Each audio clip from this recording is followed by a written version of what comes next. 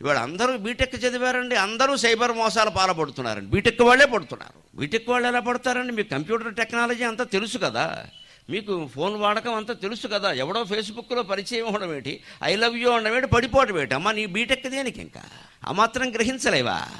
అదే పల్లెటూరు ఆవిడ దగ్గర ఏమీ చదువులేని వాడి దగ్గరికి వెళ్ళి వీడిని వాగమని గోమ కొడతాను సచ్చినోడు ఉంటుంది అంటే ఇక్కడ దెబ్బకి మారిపోతాడు మళ్ళీ. ఆ మాత్రం తెలివితేటలు కూడా ఈ బీటెక్ అమ్మాయికి ఉండవండి.